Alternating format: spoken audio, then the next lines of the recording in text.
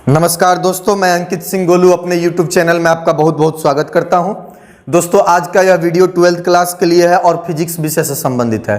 12th class के physics के chapter 3 जिसका नाम है विद्युत धारा, अंग्रेजी में से इलेक्ट्रिक करंट कहते हैं, इससे संबंधित 8 वीडियो हमारे YouTube चैनल पर अपलोड किया जा चुका है। यदि आप उन वीडियो को नहीं देखे हैं तो उसका लिंक डिस्क्रिप्शन में दे दिया जाएगा, या हमारे YouTube चैनल अंकित सिंह गोलू के प्लेलिस्ट में जाकर के 12th क्लास के फिजिक्स का एक अलग फोल्डर प्राप्त कर सकते हैं। घर बैठे अपने तैयारी को गति दे सकते हैं। आज के इस 9वें भाग यानी कि 9वें वीडियो में हम लोग अध्ययन करने वाले हैं प्रतिरोधों का श्रेणी क्रम समूहन क्या है। इसके बाद हम लोग प्रतिरोधों का समांतर क्रम समूहन भी पढ़ेंगे, सीखेंगे। प्रतिरोधों के श्रेणी क्रम समूहन को समझने के बाद इसके लिए तुल्य प्रतिरोध जो होता है उसका एक व्यंजक यानी कि सूत्र प्राप्त करना होता है, जो कि सब्जेक्टिव क्वेश्चन में पूछा जाता है। उस सूत्र को भी हम लोग प्राप्त करेंगे। उस सूत्र को प्राप्त करने के बाद उस सूत्र से संबंधित न्यूमेरिकल कैसे सॉल्व किया जाता है उसको हम लोग जानेंगे। तो ये टॉपिक 3 तरीके से महत्वपूर्ण है। एक तो श्रेणी क्रम समूहन है क्या, उसको सीखना है। दूसरा, उसमें तुल्य प्रतिरोध का जो व्यंजक यानी कि सूत्र है वो प्राप्त करना है, सबसे प्रमुख वही चीज है। और तीसरा, उस सूत्र का उपयोग किस प्रकार से किया जाएगा उस पर भी हम लोग थोड़ा बहुत चर्चा कर लेंगे। ये 12th के साथ साथ एयरफोर्स नेवी एवं अन्य प्रतियोगी परीक्षा के लिए भी महत्वपूर्ण है, जिसमें फिजिक्स से क्वेश्चन बनते हैं। हम लोग ये जानेंगे कि श्रेणी क्रम समूहन होता क्या है। 2 या 2 से अधिक प्रतिरोधों को किसी विद्युतीय परिपथ में एक दूसरे के अगल बगल व्यवस्थित करना प्रतिरोधों का श्रेणी क्रम समूहन कहलाता है।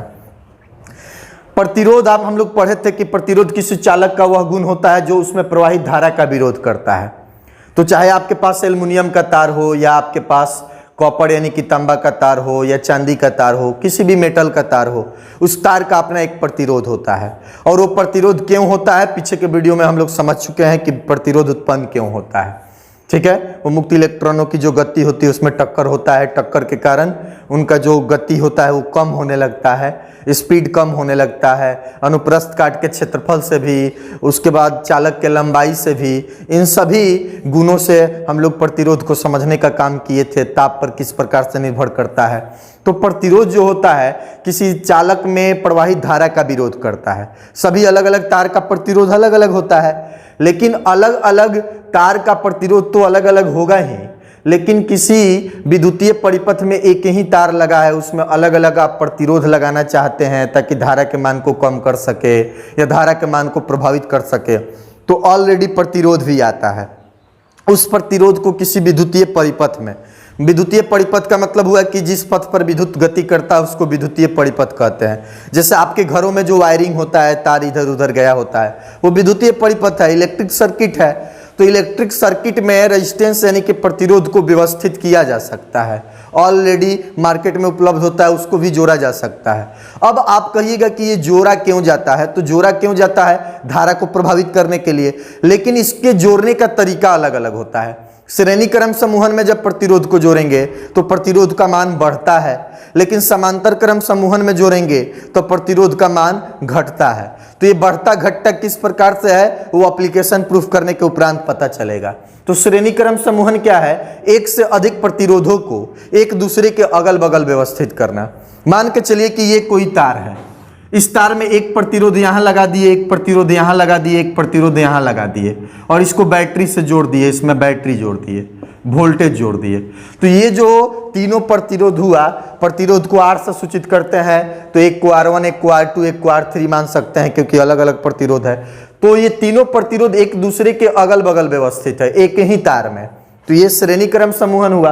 लेकिन यही प्रतिरोध ऊपर नीचे रहता है, एक प्रतिरोध यहाँ, एक यहाँ, एक यहाँ, और तीनों के एक किनारे को आपस में जोड़ देते हैं। इस तीनों के एक किनारे को आपस में से जोड़ देते हैं, तो यहाँ पर जोड़ देते तो ये समांतर क्रम समूहन हो जाता है। तो सिंपल सी यही बात है कि अगर एक से अधिक प्रतिरोधों को एक दूसरे के अगल बगल व्यवस्थित कीजिएगा तो प्रतिरोधों का श्रेणी क्रम समूहन कहलाएगा। अगल बगल का मतलब एक ही तार में, एक ही तार में, ध्यान रखें, एक ही तार में। तो चलिए अब ध्यान दीजिएगा, ये आप समझ चुके होंगे, मौखिक था। हमने क्या किया, माना कि R1, R2 तथा R3 3 प्रतिरोध है जिन्हें श्रेणी क्रम में जोड़ा गया है, व्यवस्थित किया गया है, सजाया गया है, समूहित किया गया है। कोई शब्द यूज करे सबका मतलब एक ही है।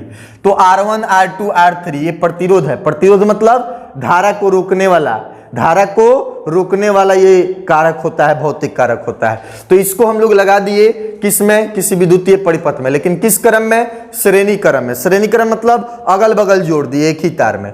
श्रेणी क्रम में सभी प्रतिरोधों का, सभी प्रतिरोधों में लिख देते हैं यहां पर, में अच्छा रहेगा। सभी प्रतिरोधों में नियत धारा I बहती है। मतलब कि बैटरी यहां पर जोड़े हैं हमें, आप ध्यान दीजिएगा। एक बैटरी लगा दिए हैं, इधर प्लस है इधर माइनस है, प्लस से माइनस की ओर विद्युत धारा आएगा, यहां पर I है, इधर भी I धारा, यहां भी I धारा, इसमें भी I, हर जगह I होगा, इधर भी धारा का मान I होगा। मतलब कि इस विद्युतीय परिपथ में हर जगह धारा का मान I होगा। क्यों I होगा? क्योंकि देखिए एक के तार में धारा बहेगा, तो एक ही तार में जब धारा बहता है तो धारा का मान समान होता है। आगे किरचॉफ के नियम से हम लोग पढ़ेंगे भी। अगर यहीं पर अलग अलग तार हो जाता, अलग अलग तार का मतलब कि यहाँ से धारा इधर भी कट जाता, इधर भी कट जाता, तो ये समांतर क्रम समूहन होता और इसमें धारा का मान अलग अलग हो जाता। तो याद रखेंगे कि श्रेणी क्रम समूहन में विद्युत धारा का मान समान होता है। मतलब कि उस पूरे तार में धारा का मान एक बराबर बहेगा, किसी में कम किसी में ज्यादा नहीं बहेगा। किसमें? श्रेणी क्रम में, क्योंकि एक ही तार से, एक ही वायर से होकर के करंट को गुजरना है, तो जितना धारा यहाँ उतना ही धारा यहाँ, उतना ही धारा यहाँ।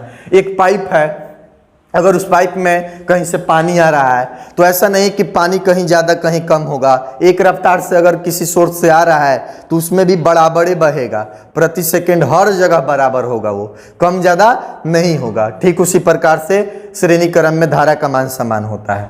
अब धारा का मान समान होता है तो जाहिर सी बात है कि वोल्टेज का मान अलग अलग होगा। देख लीजिए, ये R1 पहला प्रतिरोध है, R2 दूसरा प्रतिरोध है, R3 तीसरा प्रतिरोध है। तो ये तीन प्रतिरोध अलग अलग हैं, सब में धारा I जा रहा है, इसमें भी I, इसमें भी I, इसमें भी I। क्यों? क्योंकि श्रेणी क्रम में जुड़ा है। ओम के नियम से आप जानते हैं कि V बराबर IR होता है। अब बताइए, इसके लिए V निकालिएगा तो V बराबर हो जाएगा, इसमें भी धारा का मान I है, प्रतिरोध कितना है? R1 है। अब बताइए इसमें देखिए, इस प्रतिरोध में कितना विभव यानी कि वोल्टेज है, तो विभव का मान V बराबर IR, I मतलब विद्युत धारा, R मतलब प्रतिरोध। तो I तो इसके लिए, इसके लिए, इसके लिए, सबके लिए समान है। अभी बोले कि एक तार में I का मान समान होता है, तो इसके लिए भी I का मान कितना है? I ही है, लेकिन प्रतिरोध का मान कितना है? R2। अब बताइए, समान चीज में अलग अलग चीज से गुना करिएगा तो वैल्यू अलग अलग आएगा कि नहीं? ये तो आपको रफ कार्य के आधार पर यहाँ पर हम समझा दिए। यहाँ पर देखिए, ओम के नियम से V बराबर IR होता है। अब बताइए V1 का मान, मतलब V1 क्या है? तो R1 प्रतिरोध का, मतलब कि पहले प्रतिरोध को R1 माने हैं, R1 माने प्रतिरोध पहिल का। तो पहिल का प्रतिरोध जो हुआ आपका, इसमें विभवांतर भी V1 माने हैं, मतलब कि पहला का विभव, तो ये हो जाएगा I, इसमें धारा I है और पहला प्रतिरोध का निकाल रहे हैं तो R1, क्योंकि सूत्र यहाँ पर देखिए, जब भी V निकालिएगा तो IR निकालिएगा। अगर आपके पास कहीं किसी सर्किट में करंट बह रहा है 5 एम्पियर का, प्रतिरोध है उसमें 10 ओम का, तो जब भी आप वोल्टेज निकालिएगा तो दोनों को गुना करिएगा, क्योंकि ओम के नियम के अनुसार ये सत्यापित किया गया है। तो V1 बराबर IR1, V2 इसका विभवांतर है, तो I तो सबके लिए समान है, R2। V3 इतना से इतना दूर देख लीजिए, मतलब कि तीसरे प्रतिरोध का वोल्टेज यानी कि विभवांतर जो है उसको V3 माने हैं। तो इसमें I, धारा तो I ही बह रहा है, तो I हो गया, प्रतिरोध का मान है R3, तो R3। ये समीकरण 3 हो गया। तो पहले प्रतिरोध का विभव V1 है, दूसरे प्रतिरोध का विभव V2 है, तीसरे प्रतिरोध का विभव या विभवांतर V3 है। अब एक चीज और आप याद रख सकते हैं कंसेप्ट के आधार पर, श्रेणी क्रम में I का मान समान होता है, तो जहां I का मान समान होगा वहां V का मान अलग अलग होगा। और समांतर क्रम समूहन में आप आगे चल के पढ़िएगा कि वहां पर I का मान अलग अलग होता है, तो वहां V का मान समान होगा। आप खुद देख लीजिएगा। अब देखिए, यहां कुल विभव निकालेंगे, जब कुल विभव निकालेंगे तो इसका विभव, इसका विभव, इसका विभव जोड़ेंगे, तो कुल विभव V बराबर V1 plus V2 plus V3। अब ध्यान दीजिए, V का मान यहाँ पर V1 V2 और V3 का मान समीकरण 1 2 3 से रख दिए हैं, IR1 IR2 IR3। आप चाहें तो यहाँ लिख भी सकते हैं यहाँ पर कि समीकरण 1 2 3 का मान रखने पर, समीकरण 1 2 3 का मान रखने पर यहाँ आप चाहें तो लिख सकते हैं आप अपने समझ के लिए। तो आप V बराबर V1 V2 और V3 है, तो समीकरण 1 2 3 से किसका मान रखने पर, V1 V2 और V3 का मान रखने पर। चलिए हम यहाँ लिख ही देते हैं, नहीं तो आपको दिक्कत होगा। समीकरण 1 2 तथा 3 से V1 V2 तथा V3 का मान रखने पर।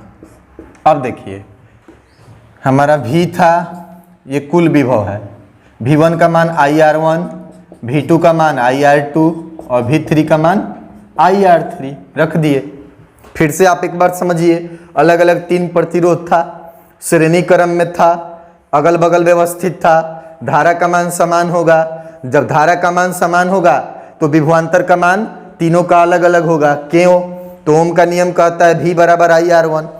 अब बताइए V बराबर IR1 है, सब में धारा का मान समान है क्योंकि श्रेणी क्रम में समान होता है, I का मान समान है, लेकिन सबका प्रतिरोध अलग अलग है। समान राशि में अलग अलग वैल्यू से आप गुना करिएगा तो मान अलग अलग आएगा, इसलिए V का मान अलग अलग है।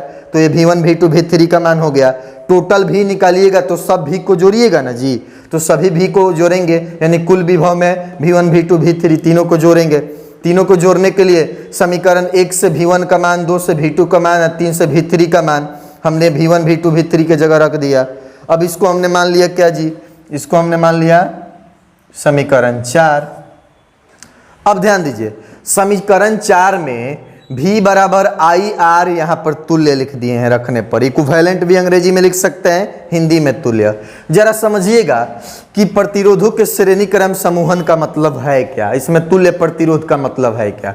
जैसे यहाँ पर किसी सर्किट में 1 2 3 गो प्रतिरोध लगाया गया है, ये तीनों प्रतिरोध जोड़ करके जितना आएगा उसी को तुल्य प्रतिरोध कहेंगे।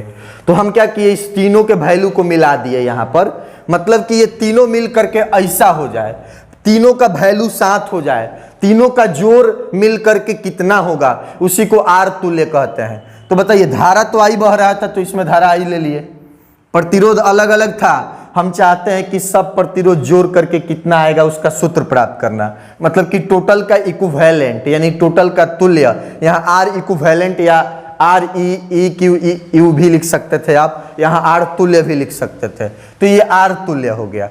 अब बताइए, वोल्टेज जो है अलग अलग है, तो टोटल वोल्टेज जोड़ दिया, जब इसको टोटल जोड़ देंगे तो तीनों वोल्टेज जोड़ के यहाँ पर कुल विभव हो गया। टोटल प्रतिरोध जोड़ देंगे, समूहन मतलब जोड़ना, समूहित करना, तो R तुल्य हो जाएगा, और यहाँ पर I तो सबके लिए बराबर था।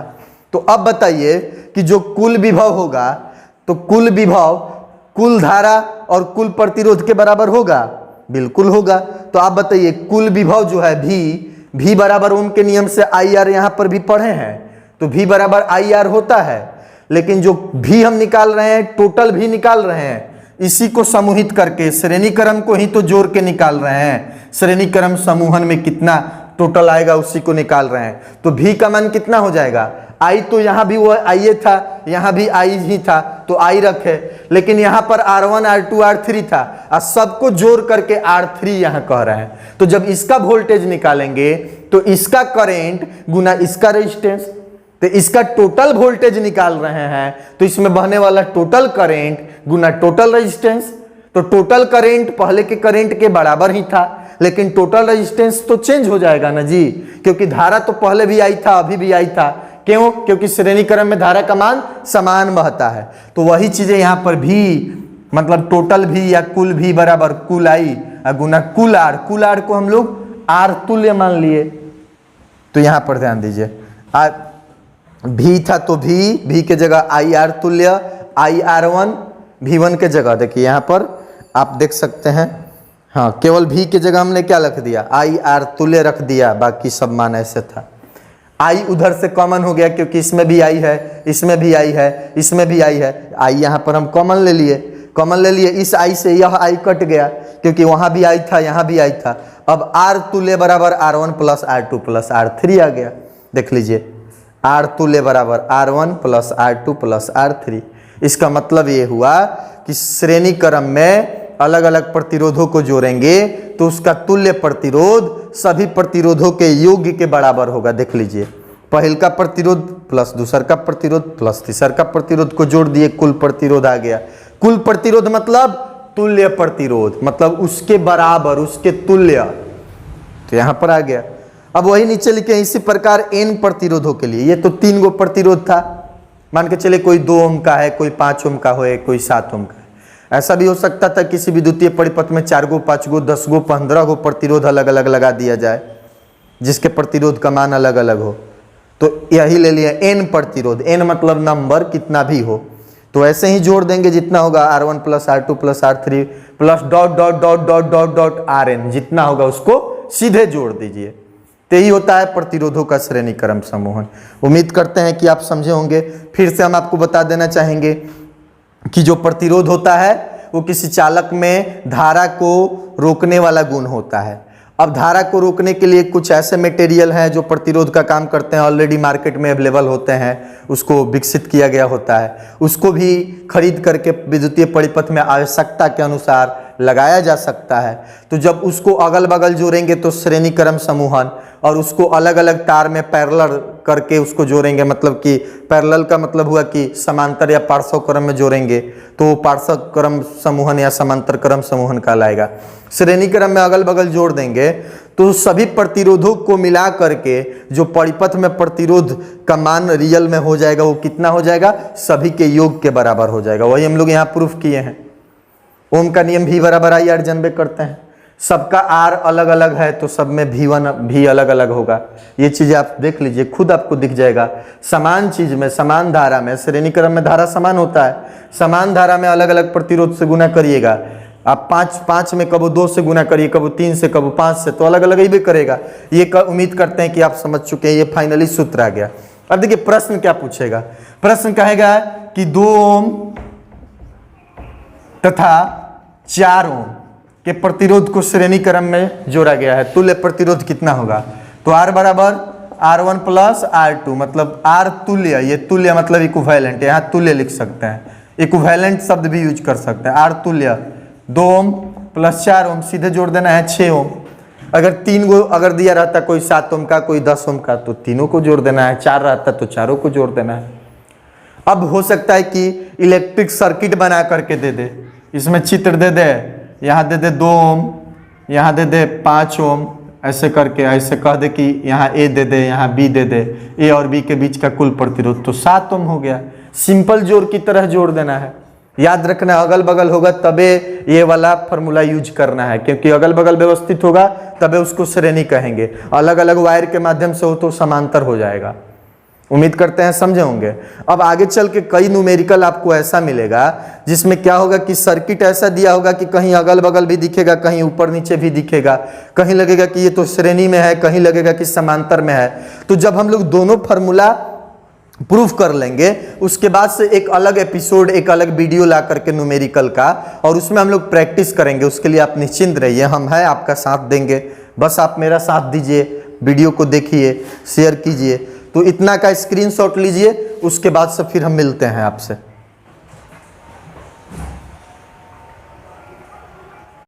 आइए अब हम लोग देखते हैं प्रतिरोधों का समांतर क्रम समूहन यानी कि पार्श्व क्रम समूहन क्या होता है। उसको अंग्रेजी में पैरेलल कॉम्बिनेशन भी कहते हैं, श्रेणी क्रम वाले को सीरीज कॉम्बिनेशन कहते हैं। तो आते हैं समांतर क्रम समूहन की परिभाषा को देखते हैं। 2 या 2 से अधिक प्रतिरोधों को किसी विद्युतीय परिपथ में, मतलब कि इलेक्ट्रिक सर्किट में, वायरिंग में एक दूसरे के समांतर व्यवस्थित करना प्रतिरोधों का समांतर क्रम या पार्श्व क्रम समूहन कहलाता है। ठीक है, जैसे आप 2, 4, 5 लोग हैं, एक व्यक्ति का एक कोई दूसरा व्यक्ति इधर हाथ पकड़ लिया, उसके बगल में कोई और पकड़ लिया, उसके बगल में कोई और पकड़ लिया, तो ये सीरीज वाला कॉम्बिनेशन हुआ। लेकिन एक व्यक्ति यहां खड़ा है, उसका एक हाथ हम पकड़ लिए और फिर एक हाथ ये भी पकड़ लिए, कोई तीसरा उसके पीछे आकर के एक हाथ वो भी पकड़ा, एक हाथ वो भी पकड़ा, मतलब सबका सब पकड़ रहा है, तो समांतर क्रम समूहन हो गया। यहां पर आप देख सकते हैं एक प्रतिरोध था, ये R1 वाला तार था, एक R2 वाला, एक R3 वाला। तार समझो तो तार है, धातु समझो तो धातु है, प्रतिरोध कहो तो प्रतिरोध तो चालक का ना होता है भाई, तो चालक है। तो ये तीनों को देख सकते हैं कि तीनों का एक किनारा यहां पर एक जगह फोल्ड करके मोड़ा गया है, यहां पर आप देख सकते हैं, और एक किनारा एक जगह जोड़ा गया है। सीरीज में अगर जोड़ना होता तो इसके बगल में इसको जोड़ते, फिर एक को और बगल में जोड़ते। तो समांतर क्रम मतलब एक दूसरे के पैरेलल, यानी एक दूसरे के समांतर व्यवस्थित हो। उम्मीद करते हैं समझे होंगे। अब ध्यान दीजिएगा, माना कि R1, R2 तथा R3 तीन प्रतिरोध है। सबको R क्यों नहीं माने जी? क्योंकि अलग अलग प्रतिरोध को जोड़ रहे हैं, समांतर क्रम में जोड़ रहे हैं। कोई 2 ओम का भी हो सकता है, कोई 5 ओम का भी हो सकता है, कोई 10 ओम का भी हो सकता है, इसलिए अलग अलग माने हैं। कोई जरूरी थोड़ा है कि समाने लेंगे। तो ध्यान दीजिएगा, R1, R2, R3 तीन को प्रतिरोध मान लिए। जब तीन प्रतिरोध मान लिए और इसे समांतर क्रम में जोड़ दिए, तो समांतर क्रम में सभी प्रतिरोधों में विभवांतर समान होता है। क्यों? क्योंकि धारा अलग अलग होता है। एक कंसेप्ट फिर आप क्लियर कर लीजिए, सीरीज कॉम्बिनेशन में भी हम आपको बताए थे कि सीरीज वाले में एक ही तार में प्रतिरोध अगल बगल होता है, तो धारा तो सब में बराबर बहेगा। धारा को भटकने का, कटने का, छटने का, डाइवर्ट होने का रास्ता ही नहीं मिला। आगे किरचॉफ के लॉ में भी हम लोगों को पढ़ना है कि धारा किस तरीके से बढ़ता है। तो धारा सीरीज क्रम में नहीं बढ़ता है, मतलब धारा नियत होगा, सभी प्रतिरोध में धारा समान होगा, इसलिए सभी प्रतिरोध का वोल्टेज अलग अलग होगा। तो सभी अलग अलग वोल्टेज यानी V को IR के सूत्र से V बराबर IR, तो V1 बराबर IR1, V2 बराबर IR2, V3 बराबर IR3 लेकर के जोड़े थे। क्योंकि V अलग अलग था तो अलग अलग V को प्राप्त किए थे। यहां पर चूंकि ये श्रेणी क्रम में नहीं है, समांतर क्रम में है, तो I बंट जा रहा है। अब देखिए, इसमें I का मान अलग हो गया, इसमें I का मान अलग, इसमें I का मान अलग। यहाँ बैटरी है, प्लस है, माइनस है। प्लस को उच्च विभव, माइनस को निम्न विभव कहते हैं। प्लस से माइनस की ओर करंट आएगा, यहाँ तक बहेगा, I ही रहेगा। लेकिन जैसे इस यहाँ पर पहुँचेगा, यहाँ पहुँचने के बाद कुछ धारा इस तार में जाएगा, कुछ इसमें जाएगा, कुछ इसमें जाएगा, मतलब कुछ इस प्रतिरोध में, कुछ इस प्रतिरोध में, कुछ इस प्रतिरोध में, या इस तार में, इस तार में, इस तार में, इस चालक में, इस चालक में, इस चालक में। चालक का ना प्रतिरोध होता है। तो ध्यान दीजिएगा, अब आप पाएंगे क्या कि यहाँ पर धारा बढ़ गया। अब मान के चलिए यहाँ प्रति सेकंड में किसी पाइप में 10 लीटर पानी आ रहा था, 3 गो अलग अलग पाइप लगा दिए, तो अब 10 लीटर पर सेकंड सब में थोड़े जाएगा, किसी में कम जाएगा, किसी में ज़्यादा जाएगा, लेकिन सब में अलग अलग जाएगा। तो यहाँ पर ध्यान देंगे आप खूब अच्छे तरीके से। यहाँ पर धारा बढ़ गया, अब धारा किस में ज़्यादा जाएगा? जिसमें प्रतिरोध कम होगा। अब R1, R2, R3 में से जिसका प्रतिरोध कम होगा उसमें धारा अधिक जाएगा, और जिसका प्रतिरोध अधिक होगा, प्रतिरोध मतलब धारा को रोकने वाला गुण अधिक होगा, तो धारा को रोकेगा ज़्यादा तो कम हो जाएगा। अब R1 मतलब कि 1 ओम का प्रतिरोध थोड़े हो सकता है कि 10 ओम का हो, 15 ओम का हो। पहला प्रतिरोध इसको माने हैं, 1 ओम का नहीं, 10, 20, 50 कितना भी ओम हो सकता है ये ज़्यादा हो, ये कम हो, ये कम हो, या कोई भी ज़्यादा कोई भी कम हो। तो 3 प्रतिरोध है, अलग अलग है, मतलब कोई ज़्यादा कोई कम है, किसी में धारा कम जाएगा, किसी में ज़्यादा जाएगा, अलग अलग जाएगा। क्यों अलग अलग? क्योंकि अलग अलग 3 रास्ता हो गया। ये आपका समांतर क्रम समूहन हो गया। श्रेणी में धारा समान, समांतर में धारा अलग। तो जब धारा अलग होगा तो वोल्टेज समान होगा, याद रखेंगे। तो ध्यान दीजिएगा, इसमें धारा का मान अलग अलग है तो हमारा विभवांतर का मान नियत रहेगा और धारा का मान अलग अलग है। मान लिया कि R1 में धारा I1 है, R2 में धारा I2 है, R3 में धारा I3 है। अब पता चल गया कि क्यों अलग अलग है, क्योंकि अलग अलग डाइवर्सन वहां पर मार्ग मिल रहा है, आगे पढ़ना भी है। अब ध्यान दीजिए, ओम के नियम से V बराबर IR होता है, तो I का सूत्र जब तैयार करेंगे तो R को इधर लेके जाएंगे, तो इधर गुना में है तो इधर बट्टा में हो जाएगा, तो I बराबर V/R हो जाएगा। अब I का सूत्र यहाँ क्यों प्राप्त किए? क्योंकि I का मान अलग अलग है, तो सभी अलग अलग I का वैल्यू I का सूत्र लगा करके निकालेंगे। पहले में V का मान अलग अलग था, इसलिए V बराबर IR का फॉर्मूला फॉलो करते हुए V1 का, V2 का, V3 का मान निकाले थे। यहाँ पर I1, I2, I3 ये सब अलग अलग है, V समान है, तो इसलिए I का मान निकालना है। तो I बराबर V/R सूत्र हो गया। तो I1 बराबर V तो सबके लिए समान है V/R1, क्योंकि I1 किसका धारा है? R1 में जाने वाला धारा है। तो I1 का मान निकालेंगे तो वोल्टेज तो सबके लिए समान है, V है, लेकिन इसमें प्रतिरोध R1 है। I2 का मान निकालेंगे तो I2 में विभव तो सब में समान है, तो V बटा R2। I3 का निकालेंगे तो सबके लिए V समान है, क्योंकि समांतर में V समान होता है, I अलग अलग है तो V समान होता है। तो यहाँ पर V बटा R3, I बराबर V बटा R। तो देखिए I बराबर वी आर वी आर सब में दिख रहा है, लेकिन अलग अलग I का मान है तो अलग अलग R का मान है, क्योंकि R का मान अलग अलग होने के कारण ही I का मान अलग अलग है। समान राशि में अलग अलग चीज़ों से भाग दीजिएगा तो अलग अलग आंसर आएगा। यहाँ भी समान है, यहाँ भी समान है, यहाँ भी समान, हर जगह B R हर जगह अलग अलग। उम्मीद करते हैं कि आपको I1 I2 I3 का मान समझ में आ गया होगा। तो ये कॉमन फार्मूला था, उसके हिसाब से पुट कर दिए, सबके लिए भी समान, सबके लिए R अलग अलग। अब देखिए समूहन में तुल्यक प्रतिरोध का मतलब क्या हुआ? सब प्रतिरोध को जोड़ करके जितना प्रतिरोध आ जाए उसी को तुल्य प्रतिरोध, मतलब ये ऐसे हो जाए तो ये तुल्य प्रतिरोध मान लिए।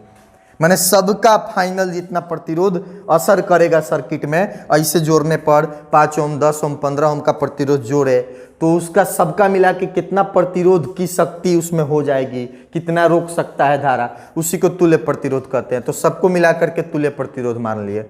सबका वोल्टेज V था तो V हो गया, और सबका धारा I1 I2 I3 था, अलग अलग था, जोड़ करके I मान लिए। I मतलब कुल धारा, R मतलब कुल प्रतिरोध। अब कुल लिखो या चाहे तुल्य लिखो, बात एक है। तुल्य मतलब सबको मिला करके, कुल मतलब भी सबको मिला करके। तो चूंकि तुल्य शब्द ही यूज किया जाता है, क्वेश्चन उसी से बनता है, इसलिए तुल्य का है। अब ध्यान दीजिएगा, हमारा I1 I2 I3 मिला करके कितना हो गया? I हो गया। R1 R2 R3 मिला करके R तुल्य हो गया, और ये V है। अब ध्यान दीजिएगा, कुल धारा I निकालने के लिए सभी धारा को जोड़ेंगे। ये जो कुल धारा I था यही ना 3 जगह बट गया। अब कुल 10 लीटर पानी आ रहा था, यही में बट जाए अलग अलग, तो सबको जोड़ दीजिएगा तो ये आना जाएगा।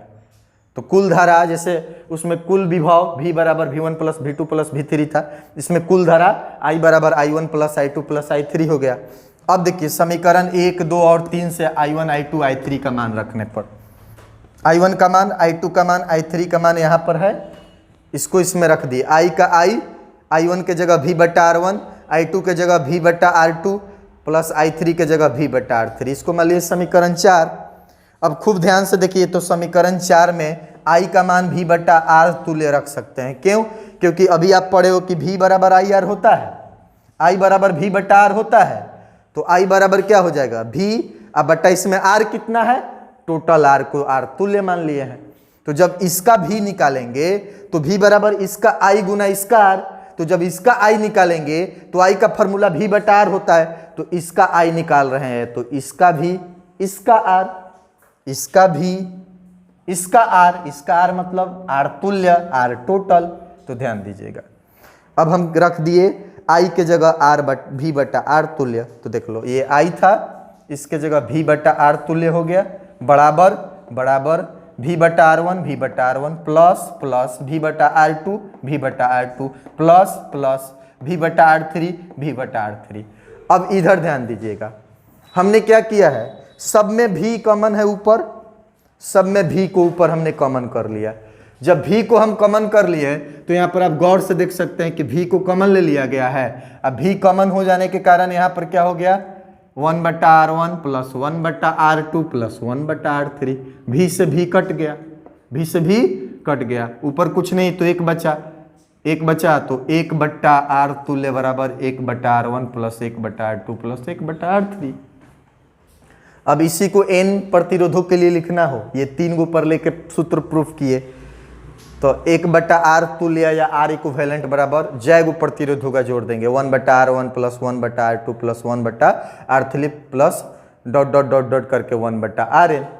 तो उसमें सीधे सीधे आया था R इक्विवेलेंट या R तुल्य बराबर सभी प्रतिरोध को जोड़ दो। इसमें 1 बटा R तुल्य का सूत्र आता है इतना, तो बताइए R तुल्य का निकालोगे तो इसको पलट दोगे, ऐसा नहीं कि उतना ही निकाल के छोड़ दोगे। जैसे यहाँ पर एक एग्जाम्पल समझिए, मान लीजिए कि 2 ओम और 5 ओम का एक प्रतिरोध है, श्रेणी क्रम में जोड़ोगे तो कह दोगे 7 ओम, लेकिन 2 ओम और 5 ओम का 2 प्रतिरोध हो, इसको समांतर क्रम में जोड़ना हो तो आप देख सकते हो 1 बटा R तुल्य बराबर 1/2 ओम प्लस 1/5 ओम। पहले तो एलसीएम ले लेंगे, तो दोनों का एलसीएम ले लेंगे तो कितना हो जाएगा जी? तो खूब ध्यान से देखिए, तो दोनों का एलसीएम 10 हो जाएगा।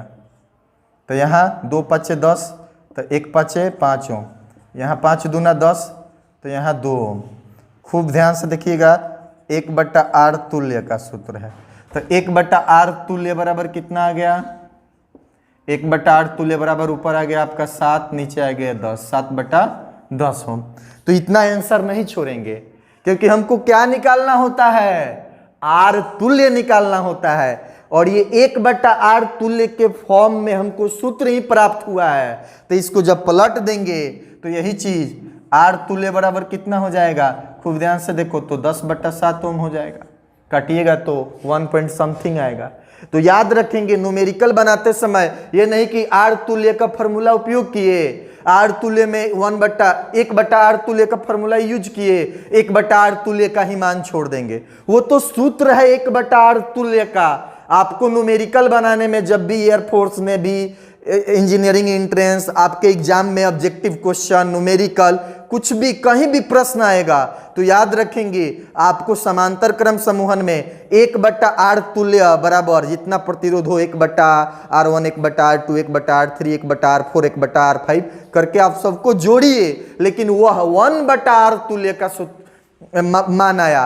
R तुल्य के लिए फिर R तुल्य निकालने के लिए आप तिर्यक गुना करिए ऐसे ऐसे, नहीं तो इसी को पलट दीजिए। पलट दिए तो R ऊपर 1 नीचे, तो इसको पलट दिए तो 10 ऊपर 7 नीचे।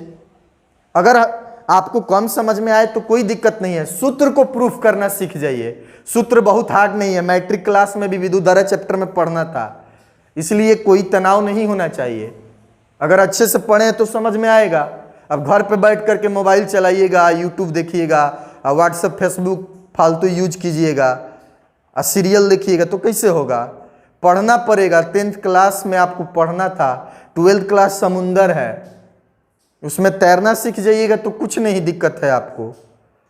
तो आप समय दीजिए पढ़ाई पर, कुछ भी चीज़ें हार्ड नहीं है। समझने की कोशिश कीजिएगा, क्रमबद्ध तरीके से पढ़िएगा, टोटल चीज़ें आपको समझ में आएगा।